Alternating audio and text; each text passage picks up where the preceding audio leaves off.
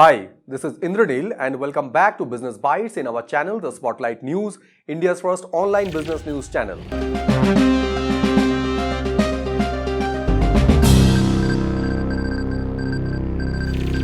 In today's Business Bites, first news we have, Sachin Bansal is in talk to sell $100 million of his investment in Ola. Second news we have, Digital Personal Data Protection Rule may open new business opportunities for regulatory tech companies. Third news we have, cement company Nuvoco Vistas to buy Gujarat's Vadraj cement. Fourth news we have, Indian Oil Corporation to build green hydrogen plant at Panipat Refinery. And fifth news we have, IRDAI Directed Insurers in breaching of guidelines on management expenses. In first news, Sachin Bansal is in talk to sell his $100 million investment in Ola at a premium price. Flipkart co-founder Sachin Bansal has invested $100 million in Ola, co-founded by Bhavish Agrawal in 2019 as his largest personal investment. Recently, Sachin Bansal exited from IPO-bound Ather Energy, where he sold his tech to Zerodha's Nikhil Kamath, and he is solely focusing on his fintech venture Navi. Navi Finserve is a non-banking financial service company who had faced regulatory hurdle in raising external capital and also denied by the RBI for banking license. On the other side, Ola, run by Bangalore-based ANI Technologies, also has a plan to go public this year or by the next financial year ending in March 2026. Ola's valuation has been cut by its investors in recent months, and they also has discussed with the firm on their plan to participate in an IPO, including selling shares. In second news, Digital Personal Data Protection Rule may open new business opportunities for regulatory tech companies.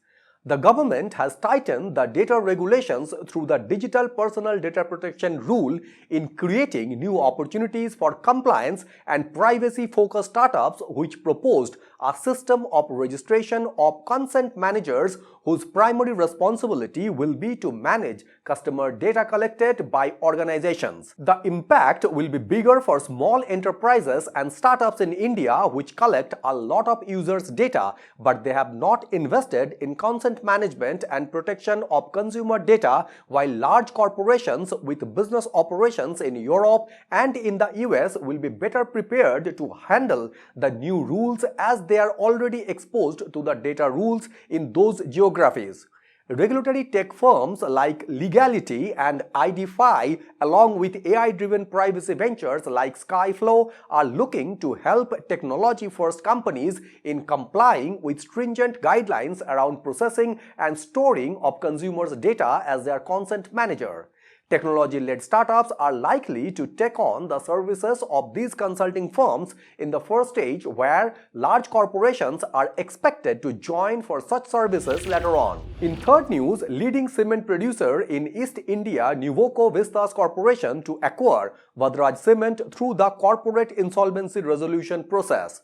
Nuvoco will acquire Vadraj Cement through their wholly owned subsidiary Vadraj Corporation, which was incorporated in November last year, and is planning to invest in a phased manner to refurbish assets and will bring the operational improvements to start production in December quarter of 2026-2027. On the other side, Gujarat-based Vadraj Cement, has previously owned by AVG Shipyard, will add a 6 million tons grinding unit in Surat to Nuvoco's portfolio in boosting their production capacity of 25 million tons by over 20%, while they also have 3.5 million ton clinker capacity in Kutch, along with limestone reserves and a captive jetty. Nuvoco has a net debt of 4,501 crore as of September end and had made a loss of over 82 crore for the April to September period, and they are planning to fund the acquisition without a significant rise in their consolidated debt level.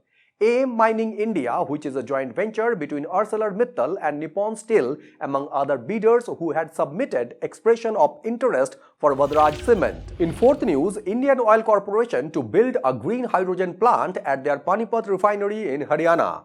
Indian Oil Corporation Limited is seeking bids for a facility with a capacity of 10,000 tons per year of green hydrogen at the Panipat Refinery on a build-own-operate basis with a new technical qualification criteria where bidder should have 1. The right to set up electrolyzer manufacturing and or green hydrogen production capacity under Mode 1 of the Strategic Investments for Green Hydrogen Transition Program from the Ministry of New and Renewable Energy. The lead bidder is also required to meet at least 48% of the financial qualification criteria, and up to 3 other consortium members should meet at least 15%, and one of the consortium members should also be registered in India.